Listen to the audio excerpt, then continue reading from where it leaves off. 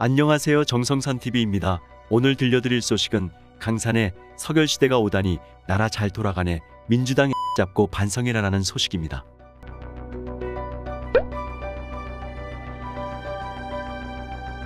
강산에의 막말 무슨 소식? 이재명 더불어민주당 대선 후보 지지자인 가수 강산에 씨가 대선 패배에 대해 솔직한 심경을 드러냈다.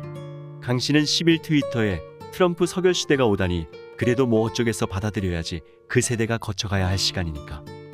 흔하게 최선을 다했지만 살아보고 경험해보고 느껴봐라 그래야 배우겠지. 청년시대 80년대를 통과한 세대로서 이건 아닌데 하고 해봤자 어떡하라고 너희도 조국처럼 당해봐라고 했다. 강 씨는 이 대선 후보라는 사람 자체가 좋았다고 했다. 그는 난 솔직히 애초에 민주당이고 나발이고 그런 거 없었다. 노무현이 좋았고 문재인이 좋았고 조국이 좋았고 이재명이 좋았을 뿐이다. 보수, 진보, 그게 뭔데? 알잖아. 그냥 살다 보면 마음씨 착한 사람 있지 않냐. 길 가다가 폐지 줍는 할머니 봤을 때 저절로 할머니 챙겨주는 그런 사람을 보고 좋아한 거다. 알겠냐고 했다. 강산에 서결시대 오다니 민주당 180석 반성해라. 길 가다 폐지 줍는 할머니를 도우는 사람들을 향한 마음과도 비유했다. 강산에는 민주당 180석 반성해라 너무 늦었다며 국민을 위한 개혁 세상이 그렇게 쉽게 오나라고 일침하기도 했다.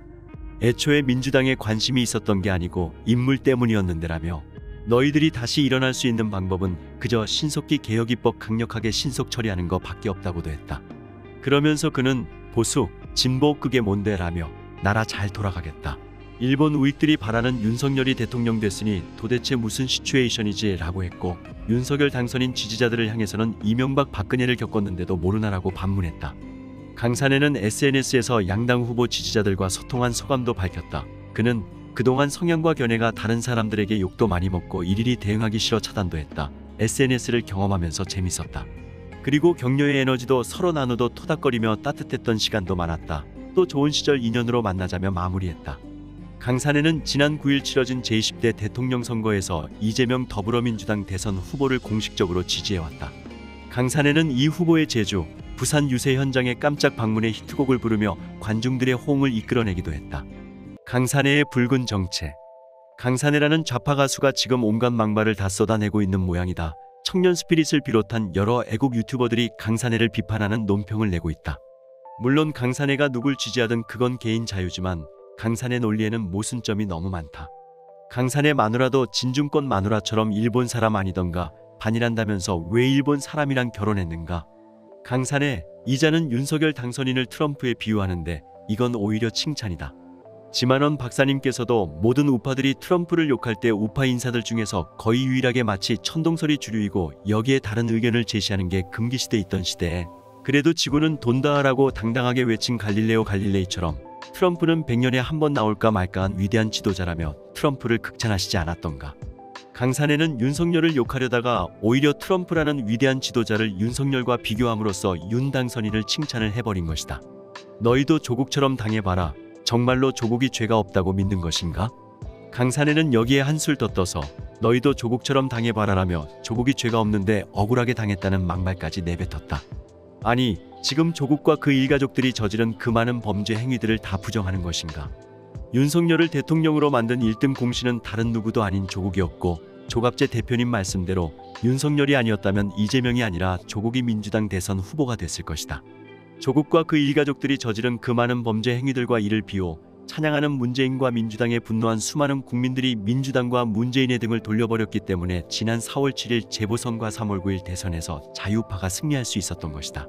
조국 사태로 윤석열이 영웅으로 등극하지 않았다면 우리 자유파도 인물난에 시달렸을 것이다.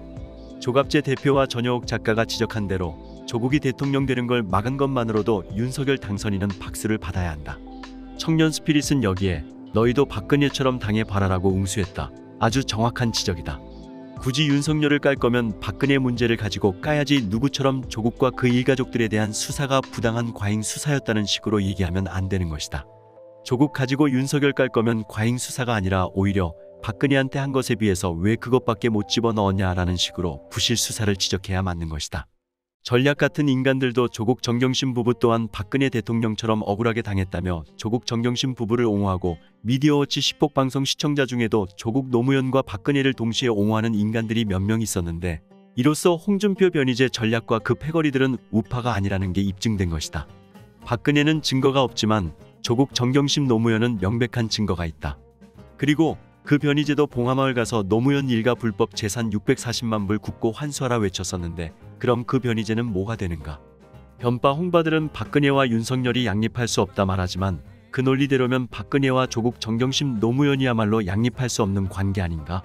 감독난 씨도 지난번에 조국 딸 조민과 최서원 딸 정유라를 비교 분석하는 방송을 하긴 했고 그러면서 박 대통령 탄핵의 부당성을 역설하기도 했는데 가장 핵심적인 부분인 태블릿 얘기를 꺼내지 않은 것만 빼면 감독난 말이 다 맞다. 감독난 씨는 변희재 대표가 쓴 태사설 책을 읽어보지 못했다 하는데 시간 날 때 꼭 사서 읽어보시기 바란다. 이번에 낸 태블릿 반격의 서막책도 변희재에 대한 개인적 호불호를 떠나 애국우파라면 누구나 다 읽어봐야 할 애국우익들의 필독서다. 나도 변희재를 별로 좋아하지는 않지만 그래도 태블릿과 사기 탄핵 관련 부분은 윤석열 얘기만 빼면 은근 경청할 내용이 많다. 어제자 민국게이 방송에서도 우병우의 붉은 정체를 잘 알지 못하는 시청자들이 몇 명 있었는데 우병우에 대해서만큼은 변희재 대표의 분석이 상당히 정확하다. 우병우가 태블릿 얘기 안 꺼내는 거 보면 답 나오지 않는가. 아까도 말했듯이 강산해가 누굴 지지하든 그건 개인의 자유지만 이 같은 그의 논리적 오류와 이중적 행태는 이렇게 지적해 줄 필요가 있다. 조국과 그 일가족들은 억울하게 당한 게 하나도 없고 윤석열을 트럼프에 비유한 것은 오히려 칭찬으로 받아들여야 하며 반일한다면서 일본인 아내를 두고 있는 것도 도무지 앞뒤가 맞지 않는다. 2022년 3월 13일 운지맨. 오늘 소식 여기서 마치겠습니다. 정성산TV 구독, 좋아요, 알림 설정 부탁드립니다. 감사합니다.